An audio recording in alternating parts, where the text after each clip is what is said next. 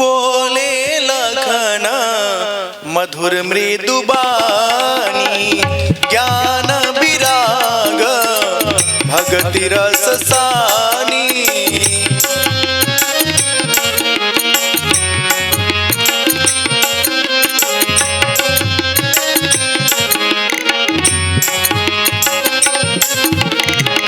काहू न को सुख दुख कर दाता, काहू न को सुख दुख कर दाता, निज कृत कर्म भोगु सब भाता।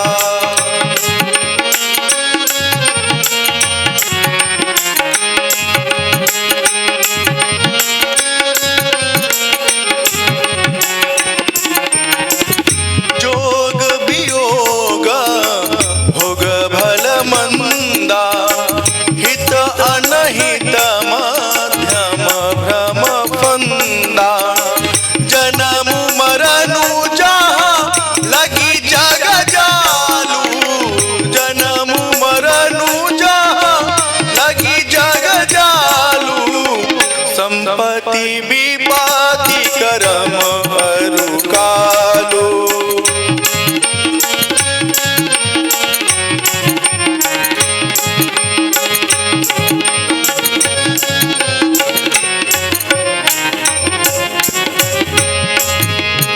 धरनी धाम धनपुर परिवारू, सरगु नरगु जहाँ लग व्यवहारू।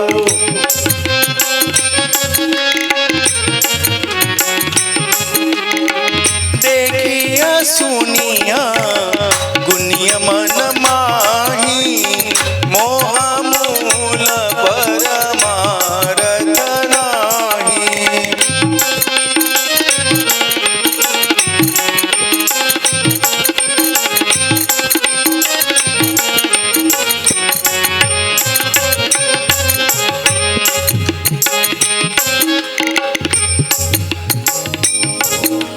सपने ही होई भिखारी निर्मा, रंग नागपति होई। सपने ही होई भिखारी निर्मा, रंग नागपति होई। जागेला भुन हानि कछो, तिमि प्रपंच जिय जोई। जय सिया राम जय जय सिया राम, जय सिया राम जय जय सिया राम।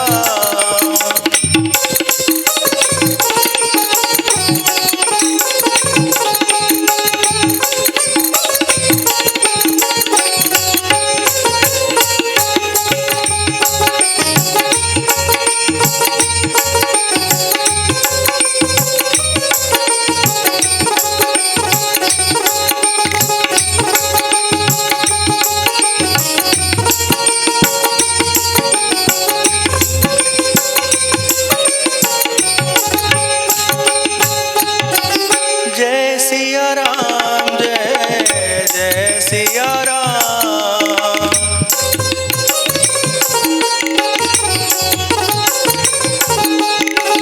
जय सिया राम जय जय सिया राम, जय सिया राम जय जय सिया राम, जय जय सिया राम जय जय सिया राम।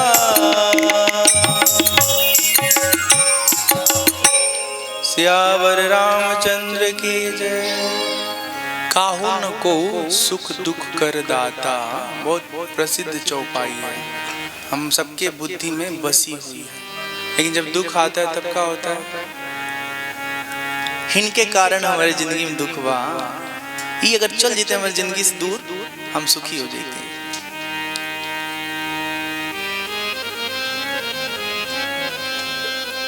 ये बहुत अच्छे से जान लीजिए कि जो कोई लोग हमारे जीवन के आसपास है ना, चाहे पिता माता पति पत्नी पुत्र पुत्री दामाद बहनोई सार सरहद सड़ुआन, जितने लोग भी हैं, एक होता है व्यक्ति का व्यष्टि कर्म फल। व्यष्टि मतलब सिंगल कर्म फल, हमने जो किया है उसका फल केवल हमको मिलेगा और हम ही से मिल जाएगा या कोई एक व्यक्ति से मिल जाएगा। और एक होता है समष्टि कर्म फल, मतलब हमने जो किया है उसका फल हमको कई लोगों से मिलता रहता है। तो जब भी जीवन में दुख आए तो इस बात को अच्छे से अपने मस्तिष्क में हम रखे रहें कि दुख मिल भले रहा है किसी और से, डिलीवरी करने वाला कोई और है, डाकिया कोई और है, लेकिन अपना ही कमाया हुआ है ये। सुख दुख कोई हमको नहीं दे सकता, हमारा कर्म फल ही हमको सुखी दुखी करता रहता है। अब आप कहेंगे कैसे? तो जो बच्चा लोग अच्छे से पढ़ेगा उन लोगों का जीवन अच्छा होगा, नौकरी मिलेगा, खर्चा करने के लिए तनख्वाह मिलेगा, नहीं सरकारी में तो प्राइवेट में जॉब मिलेगा। और जब बुद्धि नहीं ठीक रहेगा, पढ़ाई लिखाई करवे नहीं करेगा लोग, फिर क्या होगा?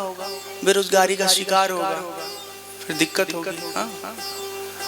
रोजगार न भी मिले तो आदमी के पास बुद्धि हो ना, तो अपनी बुद्धि से दुनिया भर का काम कर लेगा और अपनी जरूरतें पूरी कर लेगा। जोग वियोग भोग भल मंदा, हित अनहित मध्यम भ्रम फंदा। जन्म मरणो जहाँ लगी जग जालो, संपत्ति विपत्ति कर्म हरु कालो। जोग मतलब मिलना, ठीक है ना? 2 धन 2 बराबर 4 कर लेना, या 2 - 2 या 2 - 1 अलग अलग हो जाना, ठीक है ना? कुछ पैसा कमा लेना या किसी को अपनी जिंदगी से खो देना, किसी के जीवन से दूर हो जाना, किसी का कमाई में बहुत अच्छी स्थिति पा जाना या नुकसान पा जाना, हमारा हित हो जाए अचानक या अहित हो जाए। जन्म मरण, जन्म लेना या फिर किसी की मृत्यु हो जाना, ये पूरा जो संसार का घटनाक्रम है ना, एक काल क्रम में कर्मफल से होता रहता है, इस पर किसी का नियंत्रण नहीं है। यहाँ एक बहुत सुंदर चौपाई बताई गई है। संसार की सारी घटनाएं कैसी हैं? स्वप्नवत है। अब पूछेंगे कैसे? स्वप्न जल्दी टूट जाता है तो हमको लगता है अरे वो तो नकली था, असली कुछ था ही नहीं। लेकिन ये जो खुली आंखों वाला स्वप्न है ना, ये टूटता नहीं है, धीरे धीरे बदलता हुआ रहता है। तो हमको समझ में नहीं आता है कि ये नकली है, हम इसको असली समझ लेते हैं। 5 साल पहले अपना शक्ल सूरत अगर कोई फोटो में खिंचवा के रखे हुए हैं तो देखने के बाद समझ में आएगा अरे 5 साल बाद हम ऐसे थे, 10 साल बाद अरे ऐसे थे, 20 साल बाद हम कैसे हो गए हैं। कितना सुंदर सुंदर करिया करिया बार हमार था, अब आधा पक गवा है, 10, 15, 20 साल बाद पूरा पक जाएगा। जो चमकती हुई गठीली बदन है, शरीर है, सौंदर्य है, सब का सब धीरे धीरे धीरे धीरे हमारे शरीर से न जाने कहां गायब हो जाता है। फिर एक दिन ऐसा समय आता कहते ए बाबू तनी पानी दे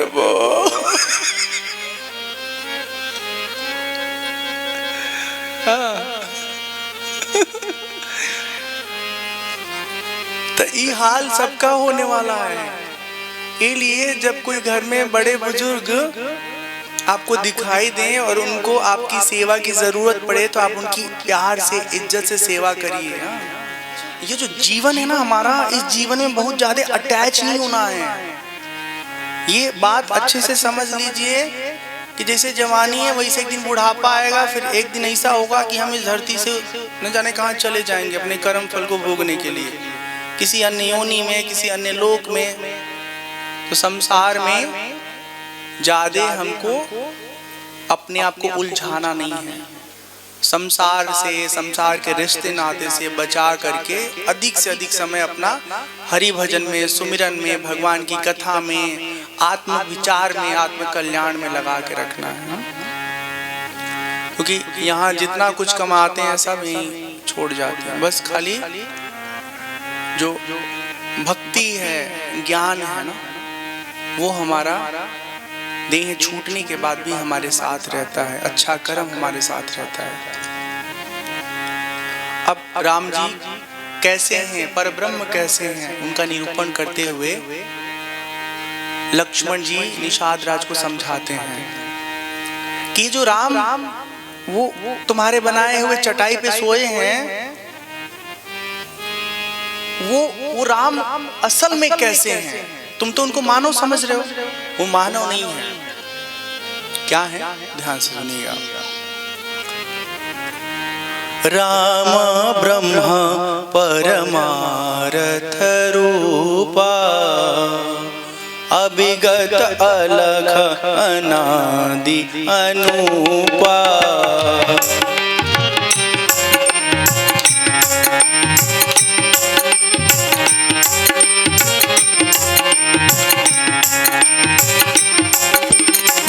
सकल विकार रहित गत भेदा, कही नित नेति रूप वेदा।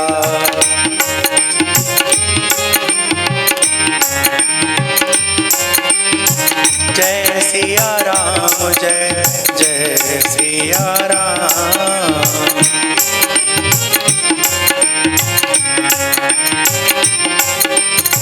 जय सिया राम, जय जय सिया राम। जय सिया राम, जय जय सिया राम।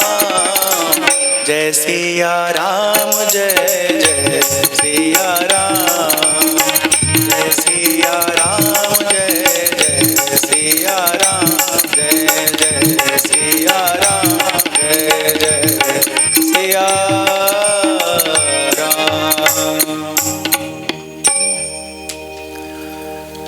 राम ब्रह्म है, इस जगत के मूल आधार हैं। उनको कोई देख नहीं सकता, उनका किसी काल में जन्म नहीं हुआ है। समस्त प्रकार के जो विकार होते ना, उनसे रहित है परमात्मा।